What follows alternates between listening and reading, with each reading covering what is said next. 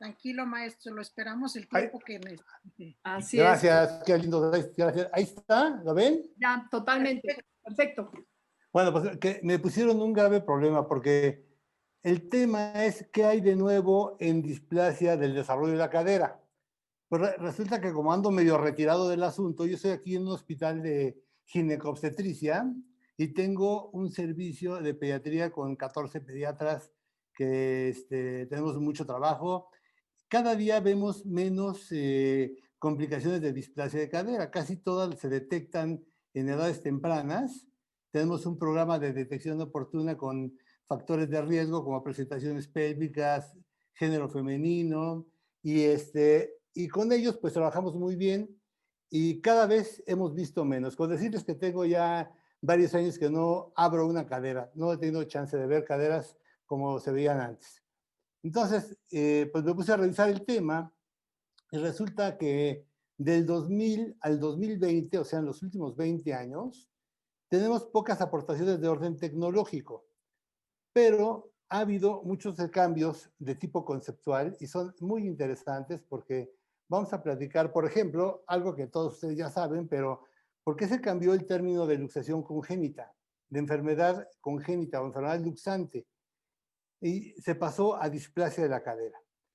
Esto tuvo muchas implicaciones de comprensión, desde luego, de mayor comprensión del problema, pero también tenía implicaciones de orden legal.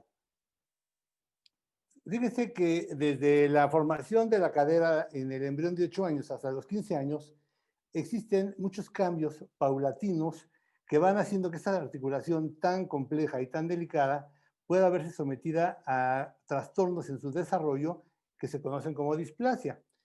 Como ustedes saben, la cadera tiene un patrón cartilaginoso para su formación, que comienza desde el nacimiento hasta la terminación, cerca de los 18 años según cada individuo, y en su formación la cadera tiene que enfrentar una paradoja mecánica. Es una articulación que tiene una amplia movilidad, pero debe tener una estabilidad perfecta. Me gusta mucho este concepto de Jean Post, que es muy antiguo, pero de todas maneras sigue vigente, en el cual menciona que el crecimiento de la cadera depende mucho de su vascularidad, depende del crecimiento y desarrollo correcto de los cartílagos, de la tracción que ejercen los músculos y las presiones que se ejercen entre una estructura ósea y otra. De esa manera va teniendo un acoplamiento recíproco, concéntrico y volumétrico. Si fallara cualquiera de estos elementos, tendríamos un error en el crecimiento. Esto que dijo Post como una cosa un poco romántica, dice, el crecimiento de la cadera es un juego sincronizado de los cartílagos, animado por las presiones y arbitrado por la vascularización. Me parece que es algo muy, muy cierto y que nos permite comprender muy bien qué es lo que sucede en la displasia de la cadera.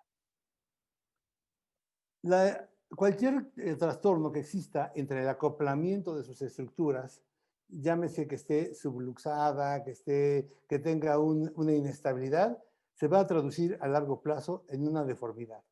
En esa imagen que tienen de resonancia magnética, podemos ver el ligamento redondo, podemos ver el labrum, la cápsula y los músculos que no están presentes también tienen una participación muy importante en el crecimiento de la cadera. Desde 1948, un concepto que desde entonces sigue vigente, está de Sri Ortolani el neoacetábulo. Y eso es una situación que nos permite comprender por qué la cadera se desplaza, cómo va formando poco a poco un nuevo acetábulo que puede ser que nos evite que podamos reducir una cadera correctamente. La clasificación actual, ¿se acuerdan que era antes preluxable, la cadera que tenía solamente una verticalización del acetábulo? La que se luxaba, que se regresaba con un ortolani positivo, conocida como inestable, y la que francamente estaba luxada desde un principio.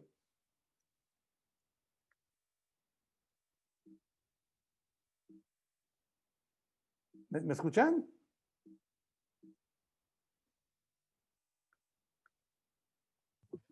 ¿Sí? ¿Me están escuchando? Adelante, sí, Vamos muy Sí. bien. Que se Sí, cortó Muy bien, Enrique. muy ahí. bien. Bueno, ¿qué cosa nueva hay en diagnóstico? Van a decir, bueno, eso está desde que tú eras médico adscrito, pero el diagnóstico se revolucionó mucho la cuestión con el ultrasonido. Mientras antes utilizábamos nuestros ángulos que medíamos la radiografía simple en posición antero-posterior y también nuestra adoradísima artrografía de cadera que nos permitía adivinar las estructuras, nos permitía ver la esfericidad de la cabeza, el centraje, la posición del labrum, la presencia del ligamento redondo. Era algo complicado porque se tenía que hacer bajo anestesia, por supuesto, con todos los elementos estériles. Y también, pues generalmente se hacía ya en etapas de 2 meses a 6 meses. Y esto vino a ser sustituido rápidamente por el ultrasonido, que tiene muchísimas ventajas. Uno, nos permite confirmar el diagnóstico por un método no invasivo, facilita la visualización de partes blandas, no emite radiaciones, tenemos un resultado inmediato y algo muy importante, permite exploración dinámica y otra cosa que me faltó poner, desde el recién nacido. Entonces, con base a este estudio que resulta tan sencillo y tan fidedigno, se empezaron a hacer protocolos en todo el mundo. Inglaterra fue de los primeros que dijo que a todos sus recién nacidos se les hacía ultrasonido de cadera, hubiera o no hubiera factores de riesgo. Mientras en Estados Unidos el criterio fue que solamente a pacientes que tuvieran factores de riesgo, presentaciones pélvicas, género femenino, y que sobre todo en la clínica hubiera datos de inestabilidad, Barlow positivo, Ortolani positivo. No obstante, a la fecha actual encontramos artículos en los que nos dicen que a pesar de todo ese tamiz que se hace, se siguen detectando con mucha frecuencia problemas de caderas luxadas en etapas de 2 años, 4 años, porque no se detectan. Aquí en el hospital, en la experiencia que tenemos, sí ha bajado mucho la incidencia de diagnósticos tardíos, o tal vez no me lleguen, la muestra es muy pequeña, pero esto es a nivel mundial. Si se fijan en las referencias, estamos hablando de Australia, de Vancouver, en Estados Unidos. Entonces, estos autores coinciden en que no hay un tamiz perfecto. Entonces, pasamos a tratamiento y el tratamiento de la cadera displásica es muy complejo porque está dado por un amplio espectro de condiciones patológicas. Van desde una simple verticalización del acetábulo, que ya saben que se trata a veces con un cojincito, una férula de abducción, hasta una luxación irreductible. ¿Qué otro factor es muy importante en el manejo de la cadera? La edad. La edad va a establecer en qué momento, qué tipo de tratamiento tenemos que hacer, y entre más tardío sea, pues ya saben que es más complicado y con mejor y peor pronóstico. Otra cosa a tomar en consideración en el manejo de esta estructura y que a veces no se toma en cuenta es el potencial de desarrollo de sus estructuras. ¿Qué tanto podemos esperar si centramos una cadera que desarrolle el acetábulo? Algo que el maestro Beltrán nos insistía mucho es considerar el labrum. Por eso hacíamos muchas artrografías, porque el labrum a largo plazo osifica y nos da una excelente cobertura en caderas que radiográficamente vemos acetábulos verticalizados. Ahora con el ultrasonido, pues ya resulta mucho más fácil y no tenemos que andar picoteando a los pacientes. El ultrasonido nos puede dar un pronóstico de qué estructuras tienen un potencial de desarrollo y no tenemos que andar haciendo osteotomías innecesarias en ilíaco. ¿Qué premisas debemos tomar en general al tratar una cadera? Uno, pensar que la displasia y el crecimiento de los pacientes es evolutivo, va cambiando día a día. Dos, el orden de tratamiento debe seguir el siguiente patrón. Primero, corregir el trastorno. Es decir, si la cadera está luxada, lo primero que hay que hacer es reducirla. Nunca irnos a osteotomías. Es primero reducir. Permitir que el desarrollo haga lo propio. Ver qué tanto se estabiliza al estar en su sitio, inmovilizada, y tratar de evitar a toda costa las secuelas. Esto que en POSNA, fíjense, desde el 2001 se decía en cuanto a tratamiento, sigue vigente. Sigue vigente. Todavía desde el recién nacido hasta los 6 meses de edad, el manejo es reducción cerrada y muchas ocasiones auxiliándonos con un arnés de Pavlik, una tenotomía de aductores.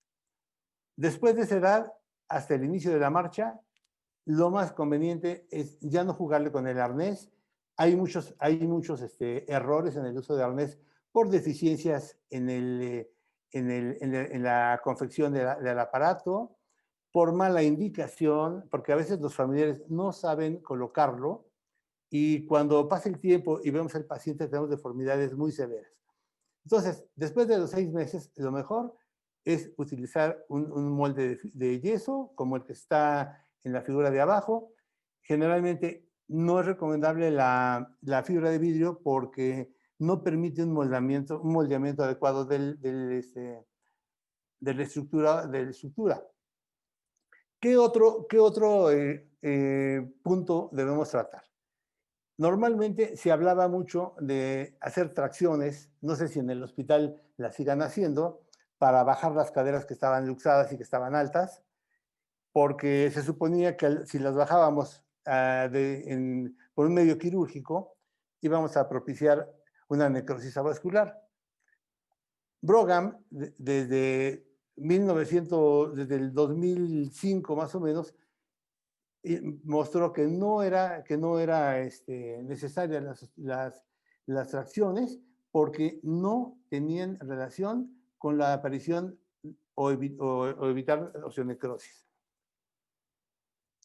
En su lugar, en POSNA se sugería que hiciéramos una capsuloplastia holgada, suave, lo cual se logra al abrir por cualquiera de las vías que ustedes prefieran, disecar, antes de abrir la cápsula, disecarla perfectamente por delante, por atrás, por abajo, verla como si fuera un gorrito de la cabeza del húmero, del fémur. Una vez que tienen bien disecada la cápsula, entonces ya se puede hacer una capsuloplastía y se puede reconstruir perfectamente bien. Cuando se pierde en el campo clínico el cirujano y abre la cápsula en forma anticipada, ya no la va a poder reconstruir porque va a quedar adherida a los tejidos periféricos a la cadera. Y eso va a generar problemas para el centraje de la cabeza. ¿Qué pasa cuando ya hemos reducido la cadera?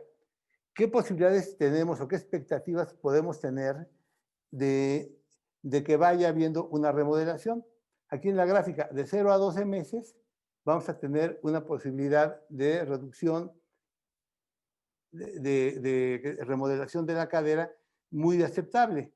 De 13 a 24 meses ya es mucho menor la posibilidad y de 0 a 12 ya es mucho más complicado.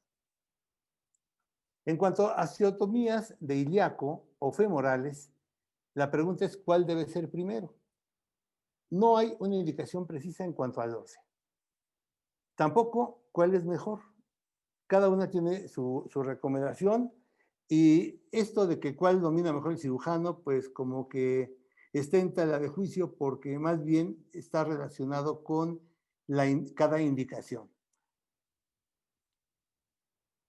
La osteotomía femoral, a favor de la osteotomía femoral, se dice que permite centrar la cabeza, que al acortar la longitud del fémur descomprime tejidos periféricos y que ayuda a la remodelación del cóccix. ¿Por qué le pongo interrogación? Porque, por ejemplo, ahí tienen ese caso de una paciente que fue operada a los 4 años y a los 10 años, vean el acetábulo completamente abuchacado, es un acetábulo inestable y la paciente camina con un Trendelenburg pavoroso. Entonces, tampoco disminuye el riesgo de osteocondritis de la cabeza femoral.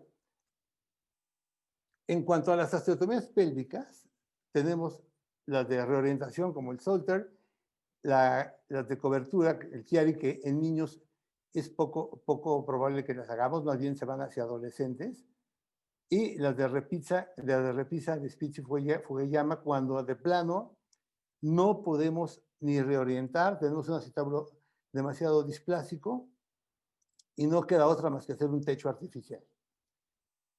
¿Cuál es la recomendación? Caderas inestables con un cótilo vertical y cuando el fondo acetábulo cabeza no está bien, bien centrada como se observa en la diapositiva. Finalmente, la recomendación sería recordar estas 4 R's, que el tratamiento, cualquiera que sea, sigue vigente este concepto. Primero es reducir, después reequilibrar fuerzas, es decir, tenotomías en los casos que sean necesarios, reorientar y finalmente pensar en recubrir. Pues creo que eso es lo que más o menos he encontrado, creo que es lo que sigue vigente.